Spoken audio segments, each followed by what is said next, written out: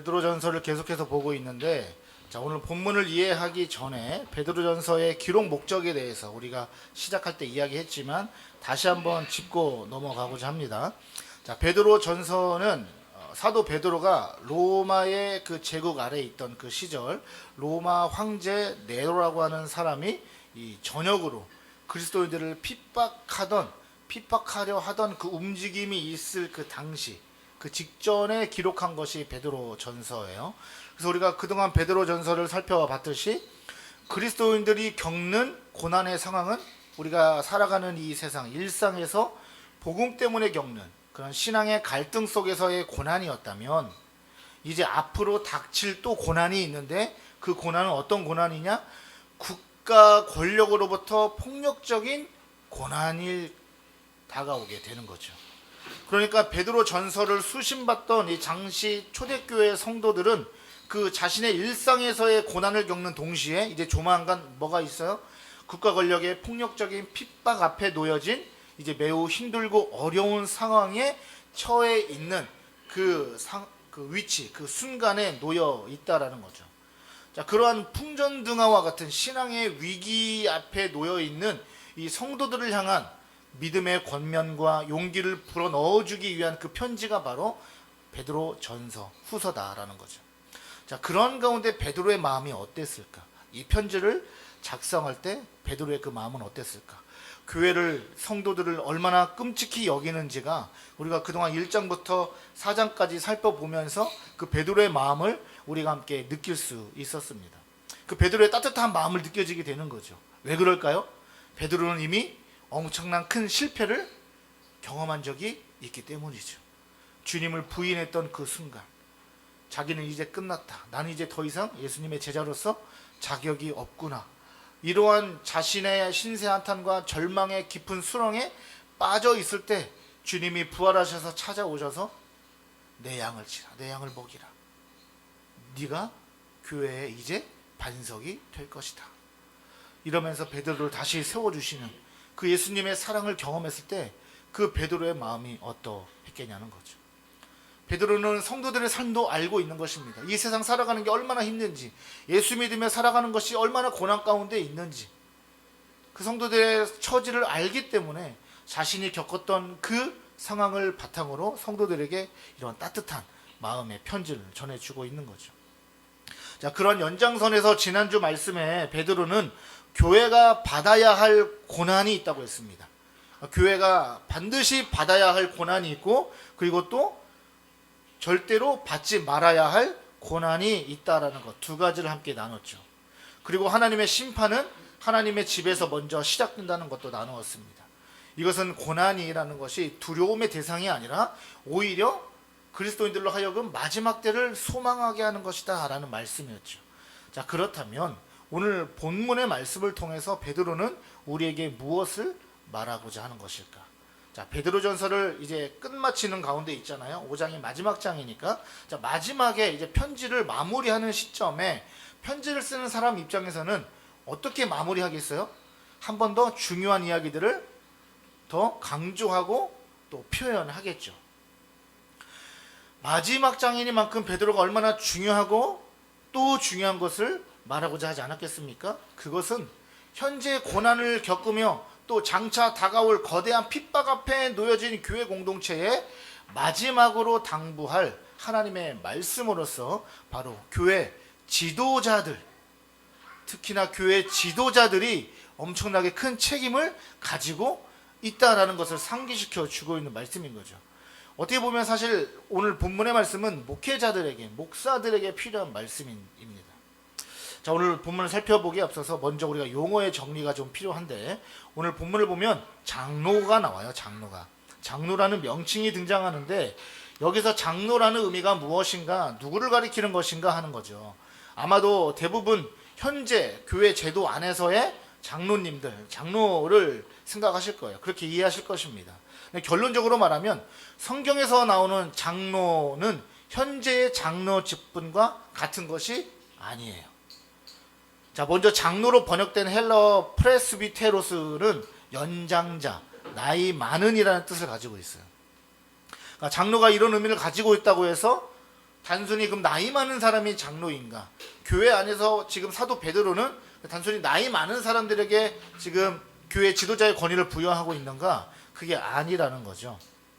단순히 나이 많은 연장자를 가리키는 기본 의미이지만, 그러나 교회 공동체 안에서는 그런 의미로 사용된 것이 아니라 주님의 부르심을 받고 사역을 하는 목회자들을 향해서 불러졌다는 거죠.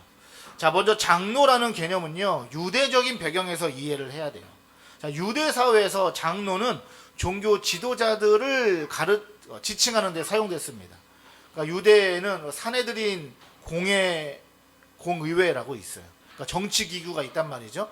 거기다 그 지도자들, 또 회당들이 있는데 그 회당장들, 그러니까 이런 종교 지도자들을 향해서 쓰여진 말이 이제 유대 사회에서 장로라는 말인 거죠. 자, 이것이 신약의 교회라는 공동체 안에서는 어떻게 사용되었느냐? 목회적 권위와 권한을 가진 지도자들을 가리켜서 사용되어졌다는 거죠. 자, 신약에서 말하는 장로는 하나님께서 부르셔서 예수님의 몸된 교회를 감독하고 가르치며 복음을 전하는 그런 역할을 감당하는 자들을 가리켜서 바로 장로라 이렇게 했다는 거예요. 자, 그래서 오늘 본문 1절을 보시면 베드로 자신을 가리켜서 뭐라고 합니까? 나는 함께 장로된 자요, 이렇게 이야기하잖아요. 그러니까 오늘날에 우리가 장로의 직분의 관점에서 이해하시면 안 되는 거죠. 자, 베드로 자신도 장로라는 거예요. 그러니까 모든 사도가 장로가 되는 거죠.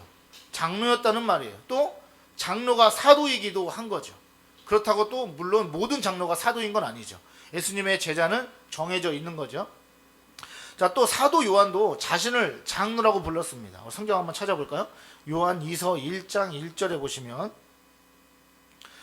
장로인 나는 택하심을 받은 부녀와 그의 자녀들에게 편지하노니 내가 참으로 사랑하는 자요 나뿐 아니라 진리를 아는 모든 자도 그리하는 것은.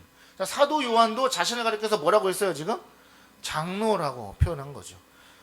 요한 3서 1장 1절에도 또 그렇게 똑같이 표현했습니다. 장로인 나는 사랑하는 가이오 곧 내가 참으로 사랑하는 자에게 편지하노라. 그러니까 자신을 장로로 가르치면서 성도들에게 편지하는 거죠. 사도 요한도 예수님의 12 제자 중에 한 사람이죠. 그도 자신을 장로라고 표현했습니다. 그러니까 교회의 지도자로 부름을 받은 목회자라는 것을 우리가 이제 이해할 수 있는 거죠. 자, 그러므로 장로는 곧 성경에서 말하는 장로는 목회자를 부르는 말이에요.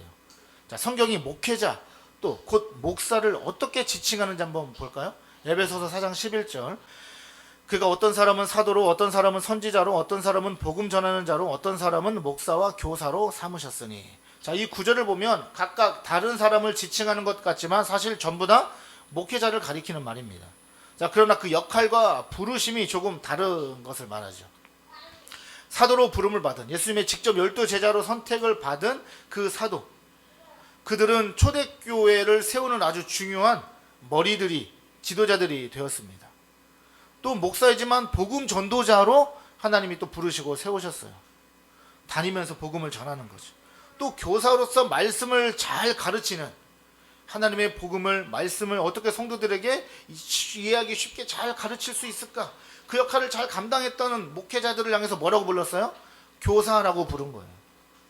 자, 목사라는 단어는요, 성경에 여기 에베소서 4장 11절 한 군데만 나옵니다. 원어를 보면 목자라는 뜻이에요. 더 가까운 뜻이.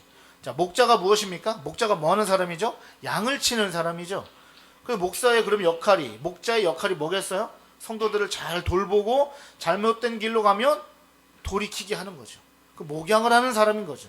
결국 목사는 선지자적인 사명과 가르치는 사명, 그리고 돌보는 사명을 함께 수행하는 사람이라고 할 수 있습니다. 그리고 곧 그런 사람을 가리켜서 또 장로라고도 불렀던 거죠. 성경의 사도행전 20장 28절에 보면, 여러분은 자기를 위하여 또는 온 양떼를 위하여 삼가라. 성령이 그들 가운데 여러분을 감독자로 삼고 하나님이 자기 피로 사신 교회를 보살피게 하셨느니라. 사도 바울이요, 에베소 교회 성도들 중에 누구를 불렀냐면 20장 17절에 그 앞 구절에 보면 뭐라고 되어 있냐면, 바울이 밀레도에서 사람을 에베소로 보내어 교회 장로들을 청하니. 자, 누구를 불렀어요?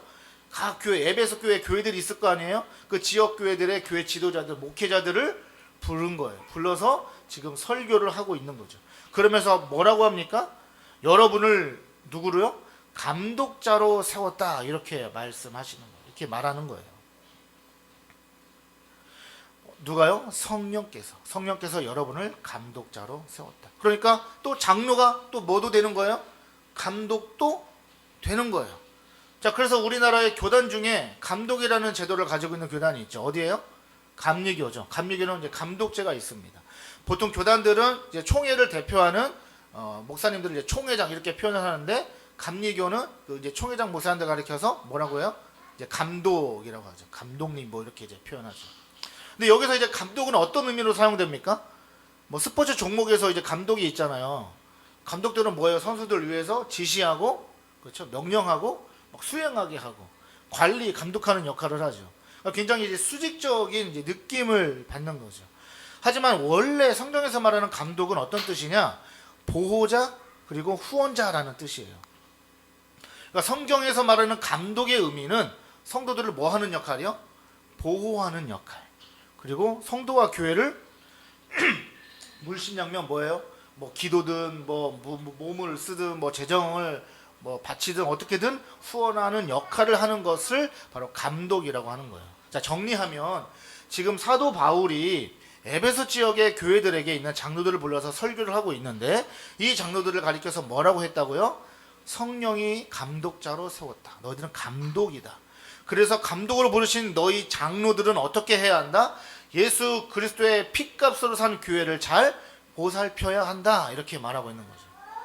자, 그러니까 지금의 장로 제도는요, 사실 종교개혁 시대에 존 칼빈, 장로교의 아버지라고 불리는 이 존 칼빈에 의해서 만들어진 것이 현재의 장로 제도예요. 그러니까 좀 다르죠. 그러니까 교회를 이제 좀 개혁을 하고 좀 세우다 보니까 그렇게 이제 직분제를 이제 만들어지게 됐는데, 어쨌든 성경에 나와 있는 장로의 직분이 오늘날 한국교회가 취하고 있는 장로의 직분의 형태가 동일한 것은 아니다. 이렇게 이해를 하셔야 되는 거예요. 자, 이것을 이해해야 이제 오늘 말씀을 이해할 수 있는 것입니다.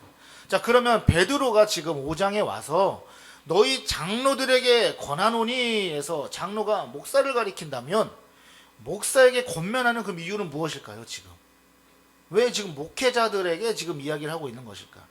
또는 그걸 떠나서 장로, 즉 목사들에게 권면하는 말씀이니까 이제 반대로 여러분들은 어떻게 느껴지겠어요? 아, 나는 성도니까 그럼 나에게 해당되는 말씀이 아니네? 이렇게 생각할 수도 있겠죠. 나는 목사도 아니고 뭐 나랑 상관없는 말씀이니까 오늘 본문은 나랑 전혀 상관없는 본문이네. 앞으로 베드로전서를 통독을 하다가 1장부터 4장까지 딱 읽다가 이제 알았으니까 5장은 목사님들 얘기니까 딱 넘어가 5장 7절부터 읽는, 뭐 그러면 될까요? 그렇죠. 아니죠. 자, 우선 베드로가요, 교회 지도자들에게, 목회자들에게 이 말씀을 먼저 권면하는 이유가 있어요. 뭐냐면 지금 베드로 전서의 그 가장 주된 초점이 뭐예요? 고난이라는 주제예요. 그리고 우리는 어떤 존재다?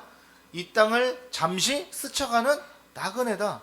그러니까 우리는 고난 가운데 힘들고 어려워도, 그러나 이 땅에서의 삶은 잠깐이기 때문에 우리에게 다가올 미래의 소망, 뭐요? 예수 그리스도가 재림하시고 하나님의 나라가 최종적으로 임할 때 우리는 그것을 바라보고 살아가는 존재이다. 힘을 내라. 우리에게 고난은 그냥 다가오는 고난이 아니다. 하나님이 주시는 다 이유가 있다. 이것이 이제 1장부터 4장까지의 말씀이었어요. 그러면서 갑자기 이제 목사들에게 권하노니 이제 이렇게 이야기하고 있는 거죠. 그 이유는, 자, 교회가 지금 앞으로 엄청나게 거대한 이 폭풍과 같은 고난을 이제 당하게 될 것이에요. 베드로 사도는 그것을 알고 있는 거죠. 그렇기 때문에 큰 고난과 핍박을 목전에 두고 있는 이 교회 공동체가요, 믿음과 신앙을 지키며 이 고난과 핍박 중에서 흔들림 없이 든든히 세워지기 위해서는 제일 먼저 누가 잘 세워져야 되겠어요? 목사예요. 목회자인 거예요. 목사가 바로 서는 것이 제일 중요하기 때문에 마지막 장에서 지금 사도 베드로가 권면하고 있는 거예요. 여러분, 사탄의 입장에서 한번 생각해 보세요. 우리 뿔 달린 사탄. 사실 사탄이 뿔이 달렸을까요? 우리 이제 이미지가 이제 사탄이 뿔 달렸다고 생각하는데, 천사가 타락한 거기 때문에 사탄은 뿔이 안 달렸어요. 네. 우리를, 그러니까 천사의 모습을 한 사탄이기 때문에 그래서 우리는 유혹을 너무 쉽게 받는 거예요. 여러분, 사탄이 막 이렇게 뿔 달린 사탄이 막 나타나가지고 죄를 지어라 이러면 막 죄 짓겠어요? 안 짓죠. 은근하게 유혹하니까 이제 넘어가는 건데, 어쨌든 사단의 입장에서 한번 생각해 보자고요. 야, 교회를 이제 무너뜨릴 건데, 교회를 무너뜨리려 할 때 누구를 공격하는 게 제일 쉬울까요? 그렇죠. 목사예요. 지도자예요. 부끄럽지만 오늘날 많은 한국 교회 안에 뭐 문제들이 이제 있잖아요. 교회가 분열되고 뭐 다투고 싸우고 뭐 실망하고 상처받고 뭐 이런 일들이 있는데, 부끄럽지만 저도 목사지만 사실 그 중심에는 누가 있어요? 목회자들이 있어요. 여러분들 착하셔가지고 또 내 입으로 직접 그걸 말하기가 힘들어서 말 못하시는데, 사실 거의 목사가 그 중심에 있어요.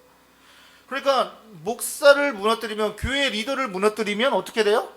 교회가 무너져요. 그리고 가장 효과적이기 때문에 사탄이 그래서 제일 먼저 누구를 공격해요? 목사를 공격하는 거예요. 여러분, 과거 임진왜란 있죠. 임진왜란 때 일본이 조선을 침략했을 때 일본이 당황했어요. 왜 당황했냐면 전쟁이 금방 끝날 줄 알았어요. 일본의 입장에서는.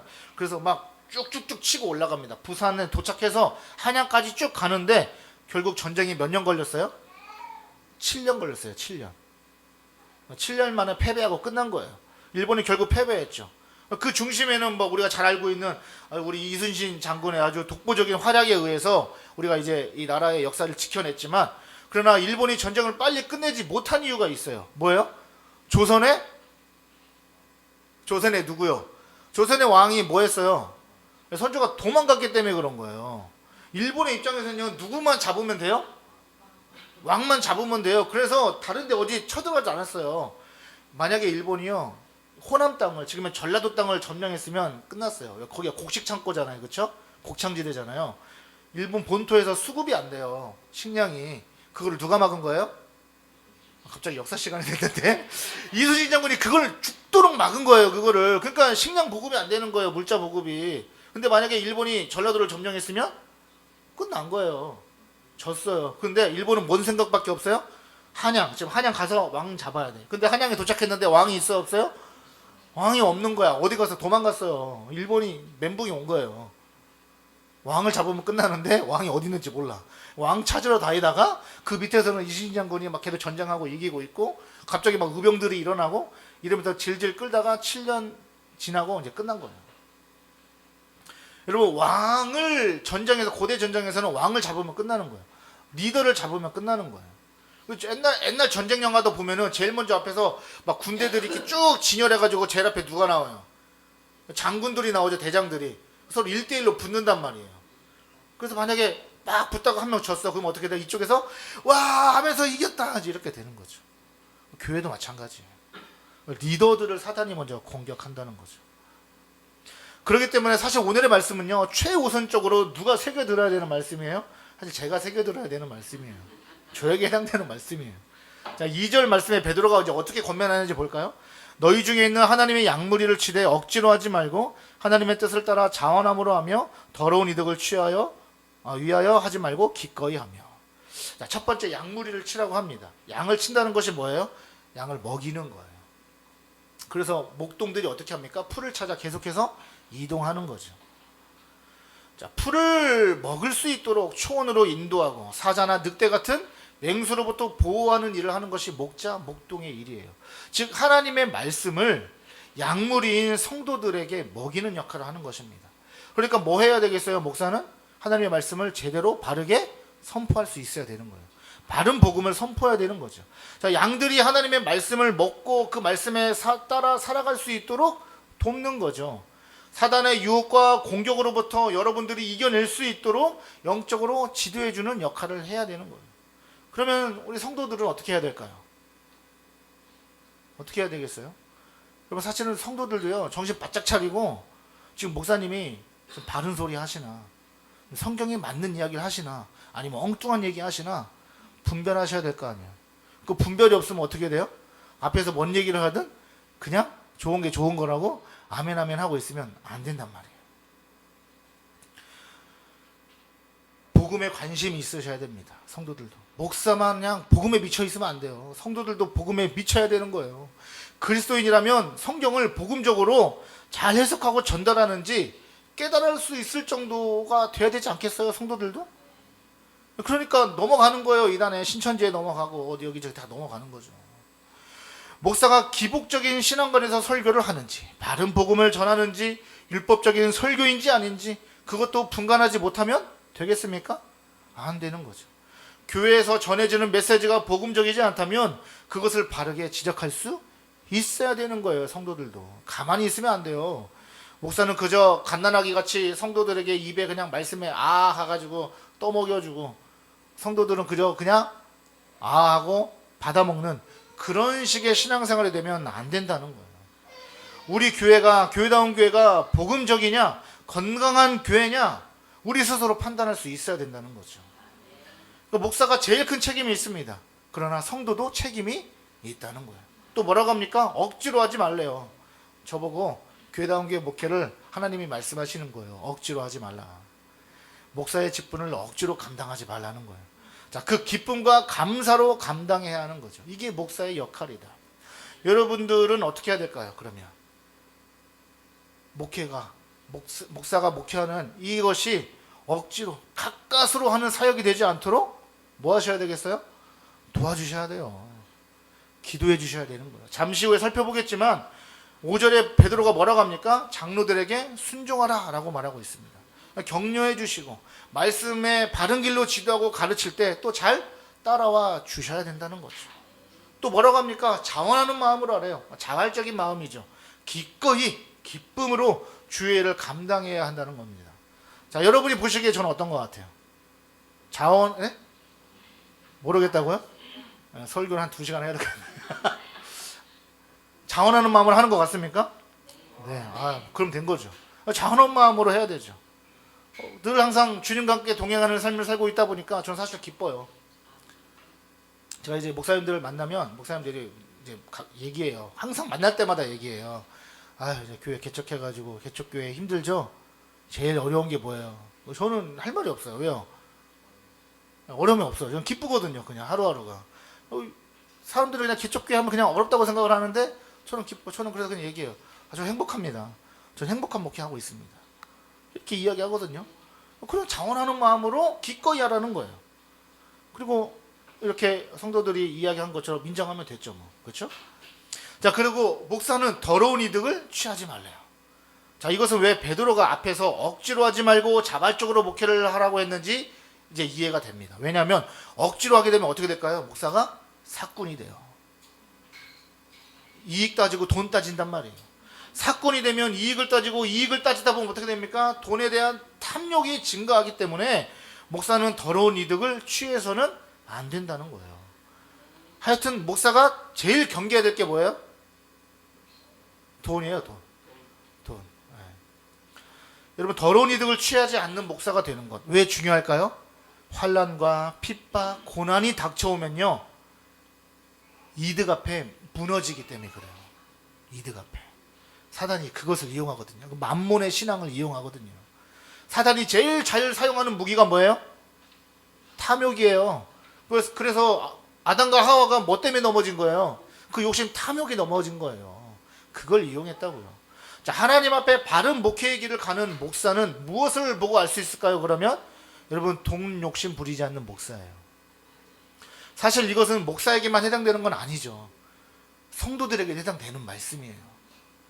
성도들의 각자의 삶 속에서 더러운 이득을 취하며 살아가면 안 되는 거예요. 더러운 돈을 취하시면 안 돼요. 어두운 돈을 취하시면 안 돼요. 하나님 보시기에 깨끗하지 않은 이득을 취하는 것은 결국에 뭐예요?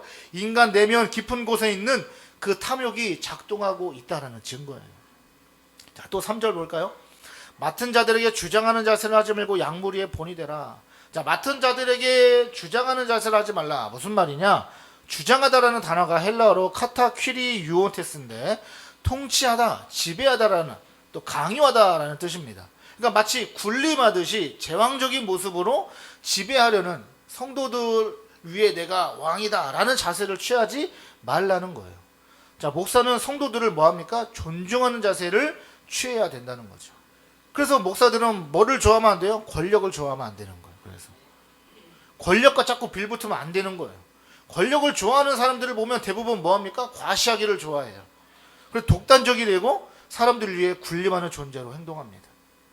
그러한 목사들은 참된 목사의 직분을 감당하는 사람들이 아니에요. 여러분 얼마 전에도 뉴스 나왔죠. 대형교회 이름만 말하면 다 알만한 분인데 남녀 할 것 없이 막 부교육자들에게 엄청나게 막 욕을 해대고 막 참 부끄럽습니다. 제가 다 부끄럽고 민망할 정도예요. 여러분 그러면 안 되는 거예요. 그런 제왕적인 위치에 있으면 안 되는 거예요. 그럼 전혀 본이 되지 않습니다. 여러분 왜 목사가 제왕적이지 않아야 할까요? 왜 주장하는 자세를 취하면 안 될까요? 왜 안 되냔 말이에요. 교회 리더라면서요. 리더면은 조금 리더답게 카리스마 있게 하면 안 돼요? 네, 알겠습니다. 네, 하면 안 돼요. 왜 안 되냔 말이에요. 왜냐면요, 양들은요 내 양이 아니기 때문에 그런 거예요. 주님의 양이기 때문에 그렇습니다. 그 베드로가 4절에서 이렇게 말하고 있는 거예요. 그래서 4절 볼까요? 그리하면 목자장이 나타내실 때에 시들지 아니하는 영광의 관을 얻으리라. 자, 이게 정답이에요. 하나님이 목사를 양무리를 치는 목자로 부르셨어요. 그런데 뭐라고 합니까? 목자장이 따로 있다는 거예요. 그럼 진짜 목자는 누굽니까? 예수 그리스도라는 거예요. 예수님이라는 거예요. 그러니까 목사들은요 착각하면 안 돼요. 저를 포함해서 담임 목사라고 하는데 담임 목사들은 착각하면 안 돼요. 내 양이 아니라 주님의 양이라는 거예요. 주님이 목자장이에요. 그러면 목사는 어떤 위치예요? 보통 이제 담임 목사 그러잖아요. 저는 그래서 사실 담임 목사라는 이 말이 좀 부담스러워요. 저는 잘 사용 안 해요. 왜냐면 모든 목사들은요 따지고 보면 사실 부목사인 거예요. 아시겠죠? 아니, 왜냐면 지금 성경이 말하잖아요. 목자장은 누구다? 예수님이다. 예수님이 진짜 참 목자다. 그러면 우리는 뭐예요? 저는 부목사인 거예요. 내가 지금 내 밑에 만약에 부목사 있다고 해가지고 막 지시하고 뭐 함부로 하고 무시하고 그럴 게 아니란 말이에요. 나도 똑같이 부목사라는 생각을 가지고 해야 된다라는 거예요. 목자 위에 누구요? 목자장 예수 그리스도. 그렇기 때문에 그 목자장의 뜻에 따라서 양들을 가르치고 돌봐야 하는 거죠. 자, 목사는 그래서 선한 목자이신 예수 그리스도를 닮아가야 하는 거예요. 그래서 목사는 더욱더 뭐합니까? 저는 예수 동행을 더욱더 철저하게 해야 되는 거예요. 매 순간마다 예수 동행을 이루며 살아가야 하는 존재인 거예요. 여러분 참된 목자를 분별하는 방법은요, 이 목사가 얼마나 예수님과 철저하게 동행하며 주님의 뜻에 따라 순종하며 살아가는지를 여러분 그걸 보셔야 돼요. 저도 그래서 예수님과 동행하는 삶을 살기 위해서 매일매일 발버둥 치고 있는 거예요. 담임 목사든 부목사든 모든 목사들은 주님의 부목사임을 깨달아야 됩니다. 저는 그래서 담임 목사라는 명칭이 참 어색해요. 우리 교회다운 교회가 2024년 9월 28일 날 설립 예배를 드렸을 때 준비했던 기념품 수건이 있습니다. 그 기념품의 수건의 특징 아세요? 잘 모르시죠? 기억 안 나시죠? 보통 교회들하고 틀리게 했어요. 저는 보통은 설립 예배 드리면 그 수건에 설립 기념 문구 날짜 들어갑니다. 그리고 교회 이름 들어가요. 그리고 밑에 담임 목사 누구누구 들어가요. 근데 저는 거기에 담임 목사 김성수를 뺐어요. 그냥 우리 교회 이름만 딱 넣었어요. 설립 날짜하고. 왜요? 이 교회는 내가 세운 것이 아니라 함께 했던 우리 모든 공동체 주의 백성들이 함께 세운 것이기 때문에 내가 꼭 대표자라는 의미가 아니라 주님이 대표자라는 의미로 저는 거기 수건에 제 이름 뺀 거예요. 모르셨죠? 네. 얘기할 날이 오게 됐네요. 네. 그동안 얘기 안 했는데 여러분 그렇게 겸손히 주님 앞에 목회하는 목사에게 여러분 주님이 주시는 상급이 있어요. 이 땅에서 잘 먹고 잘 사는 게 아니에요. 영광의 면류관이라는 거예요. 마지막 때 4절은 목자장이 나타내실 때 영광의 면류관을 얻을 것이라고 말합니다. 여기서 마지막 때가 언제라고요? 바로 예수님 재림하실 때예요. 예수님 다시 오실 때 지금은 그 영광의 면류관이 정확하게 무엇인지 알 수 없지만 보여지는 것이 아니지만 주님이 주시는 영원한 하나님의 나라 상급을 바라보면서 목회하는 것이 목사의 삶이다 라는 거예요. 저는 그거 보고 가는 거예요. 자, 베드로는 1절부터 4절까지 이제 교회의 지도자들, 장로들, 즉 목사들이 어떻게 목회해야 하는지 목회의 자세와 역할이 무엇인지 설명해 줬습니다. 그렇다면 성도의 자세도 있겠죠. 성도의 책임도 있겠죠. 이제 5절과 6절이 그것을 말하고 있습니다. 5절 볼까요? 젊은 자들아 이와 같이 장로들에게 순종하고 다 서로 겸손으로 허리를 동이라. 하나님은 교만한 자를 대적하시되 겸손한 자들에게는 은혜를 주시느니라. 여기서 젊은 자들은요, 나이 어린 사람을 말하는 게 아니에요. 그러니까 리더를 제외한 교회 공동체의 성도들을 말하고 있는 거예요. 그러니까 팔로워십들을 얘기하는 거예요. 성도들을 가리키는 것입니다. 장로는 나이가 많은 자가 되고 성도는 나이 어린 자가, 뭐 그런 의미가 아니에요. 자, 교회 안에서의 영적 질서를 말하고 있는 거예요. 그러니까 목회자는 누구요? 하나님이 세우신 리더다라는 거예요. 기본적으로. 이거는 변하지 않는 질서라는 거죠. 그러므로 성도의 자세는 무엇이라고 가르쳐요? 순종하라는 거예요. 순종하라. 사실 요즘 이 시대에 영적 권위 앞에 순종하라는 이 가르침을 전하기가 사실 좀 까다로워요. 저도 설교를 준비하면서 강의 설교를 하니까 어쩔 수 없이 본문을 넘어갈 수 없으니까 하긴 해야 되겠는데, 이거를 어떻게 또 잘 설명하고 또 설교를 해야 되나, 머리가 많이 복잡했어요. 그런데도 어쩔 수 없어요. 주님이 주시는 감동이 말씀이 있는 그대로 저는 또 해야 되는 거죠. 여러분, 이 시대에는 사실 이 권위 앞에 순종하는 거에 대해서 좀 어때요? 마치 막 두드러기 일어나고 뭐 그런 것처럼 이렇게 막 거부 반응이 좀 일어나는 시대죠. 그런데 어떤 무조건적인 복종을 말하는 것이 아니에요. 이 순종은. 자, 목사가 교회 공동체와 성도 개인의 신앙의 성장과 유익을 위해서라면, 또 그것들을 위해서 가르친다면 거기에 마땅한 순종이 필요하다는 거예요. 예를 들면 제가 여러분 좋으라고, 여러분의 영적 성장을 위해서 여러분 말씀 읽어야 됩니다, 기도하셔야 됩니다 하면 뭐예요? 거기에 그런 거에는 순종하라는 거예요. 제가 저 얼마 필요해요, 돈 가져오세요 이러면 순종해야 돼, 안 해야 돼요? 네? 왜 자신 있게 말을 못 하세요? 순종, 그런 건 순종하죠. 저는 뭐 하지도 않지만 그런 거에는 순종하지 말고, 성도들이 영적으로 성장하는 데 있어서 하는 그런 사역들 앞에서는 여러분들도 겸손하게 순종의 반응을 보여야 된다는 거죠. 그러니까 무조건적인 복종을 말하는 것이 아닙니다. 그러니까 누가 봐도 아니다 싶은 것은 순종 안 해도 되는 거예요. 잘못을 또 지적할 수 있어야 되는 거예요. 자, 그렇다면 여러분, 순종은 누가 할까요? 오늘 성경을 보면 겸손한 자가 하는 것입니다. 그래서 베드로는 순종할 것을 요청한 다음에 뭐라고 하는 거예요? 겸손으로 허리를 동이라라고 말하는 거예요. 그러니까 하나님은 뭘 보신다는 걸까요? 여러분 잘 들으세요. 하나님은 분명히 목사에게 큰 책임을 부여하셨어요. 제가 잘못하면 하나님이 저에게 엄청나게 큰 책임을 물으실 거예요. 그러니까 저는 최선을 다해서 겸손하게, 진실되게, 바르게, 정직하게 목회를 해야 돼요. 근데 성도들에게도 책임이 있어요. 목사가 정말 진실하게 하나님 앞에 바른 길로 여러분들을 인도하고 여러분들에게 부탁하고 권면했을 때 여러분들은 뭐 해야 돼요? 겸손한 마음으로 순종해야 된다는 거예요. 하나님이 그거 보신다는 거예요. 순종 자체의 목적이 있을까요? 그러니까 순종하냐 안 하냐 이게 문제일까요? 아니에요. 지금 하나님의 관점은 뭐예요? 지금 겸손이에요. 그래서 순종과 겸손은 같이 가는 거예요. 겸손하지 않은 사람은 여러분 절대 순종 못합니다. 순종하지 않은 사람들 보세요. 잘 보면 겸손하지 않아요. 교만해요. 여러분, 목사와 성도 모두 겸손해야 합니다. 겸손한 마음으로 목사는 성도들을 가르치고 양육합니다. 진실함으로 목자장이신 예수 그리스도만을 바라보면서 목회해야 되는 거죠. 목사가 그렇게 진실되게 주님 앞에 서는 자세로 사역하면, 성도들을 지도하면, 또 성도들은 겸손함으로 순종해야 하는 거죠. 이것이 하나님께서 기뻐하시는 교회 공동체의 모습이다라는 거예요. 여러분, 순종 자체가 나쁜 것이 아닙니다. 그동안 워낙 교회들이 바르지 못한 리더십을 경험하다 보니까 또 목사의 권위에 순종한다는 것에 그런 알러지 반응 같은 것들이 이제 나오게 되었는데, 사실은 여러분, 성경은 순종할 것을 가르치고 있어요.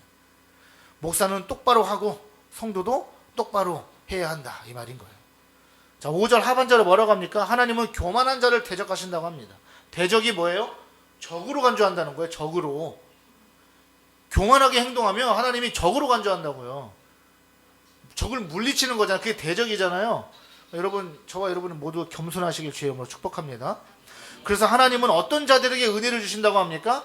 겸손한 자요. 여러분, 삶에 은혜가 없는 사람들 보세요. 마음이 강팍하고 막 이런 사람들 보세요. 겸손하지 않아요. 겸손한 사람들은요, 그 마음이 굉장히 어때요? 유연하고 부드러워요. 그 하나님의 은혜가 있어요. 교만한 사람들 보면 은혜가 없어요. 이 은혜는 잘 먹고 잘 사는 것을 말하는 것이 아니에요. 이 은혜는 하나님과의 친밀함을 누리는 거예요. 하나님의 영광이 그 사람의 영을 감싸고 있는 거예요. 하나님의 인도하심을 경험하는 삶인 것입니다. 여러분, 목사, 사람에게 순종한다고 생각하지 마십시오. 하나님 앞에 순종하는 것입니다. 그것을 베드로가 오늘 마지막 6절에서 이렇게 정리하면서 말하고 있습니다. 6절 볼까요? 그러므로 하나님이 능하신 손 아래에서 겸손하라.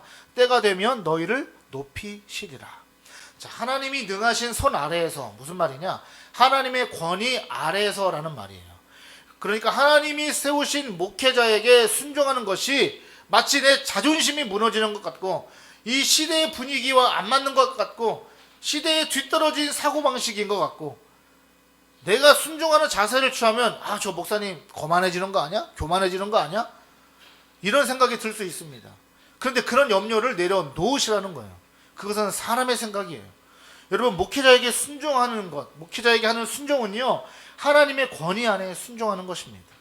성도는 성도에게 주어진 책임을 다 하면 되는 거예요. 여러분이 겸손하게 순종할 때 순종하는 대상인 목사가 만약에 바로 서지 못하고 인간적인 욕심에 순종을 강요하고 성도들이 순종하니까 교만한 마음이 일어난다면 그 목사는 하나님 앞에 두렵고 무서운 엄청난 심판과 징계와 책임을 져야 할 날이 반드시 오는 거예요. 그리고 때가 되면 너희를 높이실 것이라고 오늘 본문은 말합니다. 하나님의 권위와 섭리를 겸손히 받아들여서 순종의 삶을 살아가는 성도들에게는 주님이 오시는 미래에 주님이 주시는 보상이 있을 것이다 말씀하십니다. 약속하시는 거예요. 말씀을 정리합니다. 지금 베드로전서를 읽는 초대교회 상황은요, 고난의 연속을 살고 있는 성도들의 삶이었습니다. 인생을 포기하고 싶은 사람들도 있었을지도 몰라요. 그리고 그런 앞으로 다가올 큰 핍박과 환난, 그런 상태 가운데, 그렇기 때문에 교회 지도자들은 더욱더 하나님 앞에 어떻게 해야 돼요? 겸손히 바르게 서 있어야 했던 거예요. 왜냐면 내가 흔들리면 어떻게 돼요? 안 되기 때문에.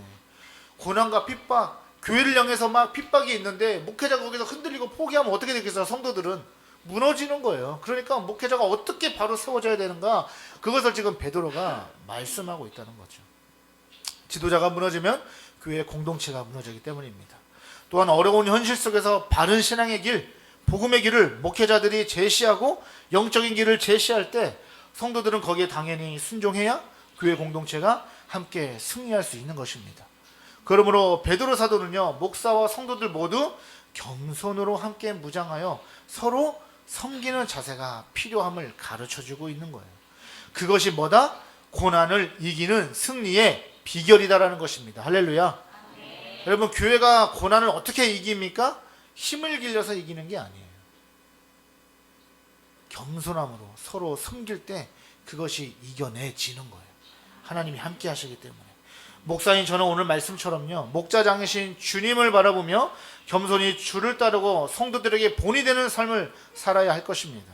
성도들은 하나님이 세우신 목회자라는 영적인 권위 앞에 주님께 순종하듯 겸손으로 순종의 신앙을 살아가야 할 것입니다.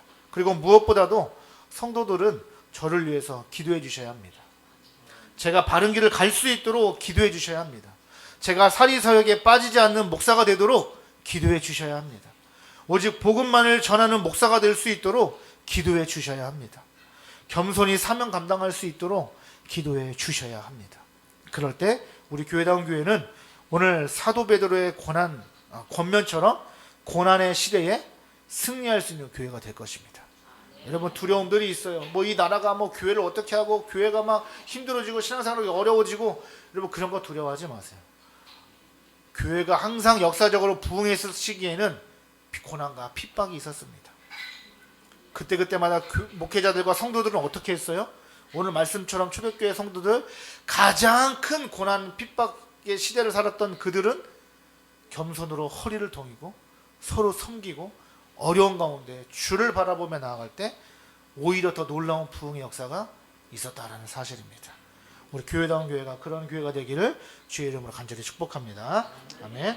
우리 아까